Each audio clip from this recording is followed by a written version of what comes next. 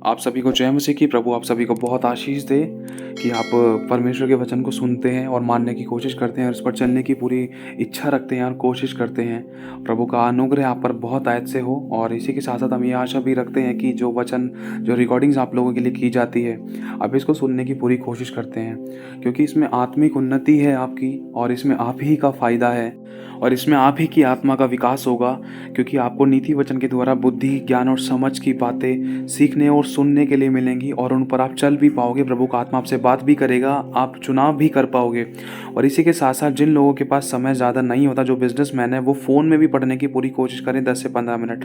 लेकिन अगर आपके पास समय है तो इसको भी सुनने की पूरी कोशिश करें, या फिर अपने घर पे पवित्र बाइबल का नीति वचन एक एक अध्याय तारीख के हिसाब से पढ़ना शुरू करें। तो आइए अब हम शुरू करते हैं। आज 19 तारीख है, नीति वचन 19 अध्याय और पहली आयत से।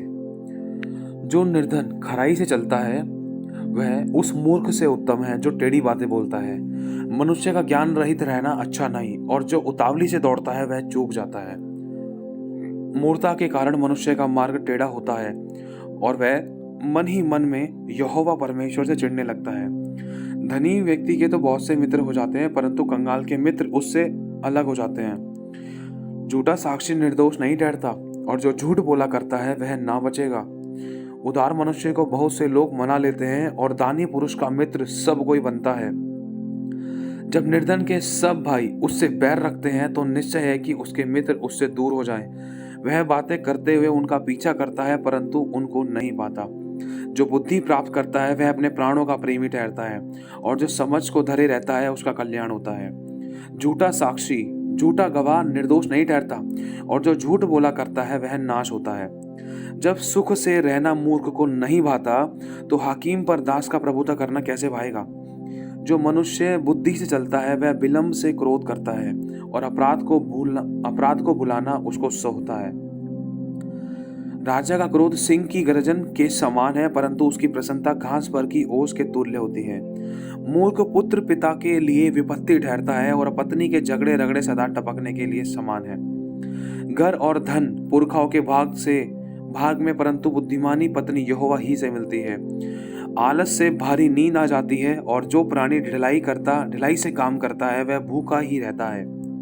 जो आज्ञा को मानता है वह अपने प्राण की रक्षा करता है, परंतु जो अपने चाल चलन के विषय में निश्चिंत रहता है वह मर जाता है। जो कंगाल पर दया करता है, अनुग्रह करता है, वह यहोवा को उधार देता है, और वह अपने इस काम का प्रतिफल जरूर पाएगा। जब तक आशा है तो अपने पुत्र को ताड़ ना कर, जानबूझकर उसको मार ना डाल। जो बड़ा क्रोधी है उससे दंड उठाने दे, क्योंकि यदि तू उसे बचाए तो बारंबार बचाना पड़ेगा। सम्मति को सुन ले और शिक्षा को ग्रहण कर, कि तू अनंत काल में बुद्धिमान ठहरे। मनुष्य के मन में बहुत सी कल्पनाएं होती हैं, परंतु जो योजना यहोवा करता है वही स्थिर रहती है। मनुष्य कृपा करने के अनुसार चाहने योग्य होता है, और निर्धन जन झूठ बोलने वाले से उत्तम है। यहोवा का भय मानने से जीवन बढ़ता है, और उसका भय मानने वाले ठिकाना पाकर सुखी से रहते हैं। उस पर विपत्ति नहीं पड़ती है। आलसी अपना हाथ थाली में तो डालता है, परंतु अपने मुंह तक कौर नहीं उठाता। ठट्ठा मतलब मजाक करने वाला व्यक्ति जो निकम्मे व्यर्थ और हंसी ठट्टे वाली बात करता है, जब खुदा को मजाक में उड़ाता है। लिखा है, ठट्ठा करने वाले को मार, इससे वो भोला मनुष्य समझदार हो जाएगा, और समझ वाले को डांट, तब वह अधिक ज्ञान पाएगा। जो पुत्र अपने बाप को उजाड़ता है और अपनी माता को भगा देता है, वह अपमान और लज्जा का कारण होता है। हे मेरे पुत्र, यदि तू भटकना चाहता है तो शिक्षा को सुनना छोड़ दे। अधर्मी साक्षी न्याय को ठट्ठों में उड़ाता है, और दुष्ट लोग अनर्थ काम निगल लेते हैं। ठट्ठा करने वालों के लिए दंड ठहराया जाता है, और मूर्खों की पीठ के लिए कोड़े होते हैं। तो प्रभु आशीष दे आप सभी को। जय मसीह की।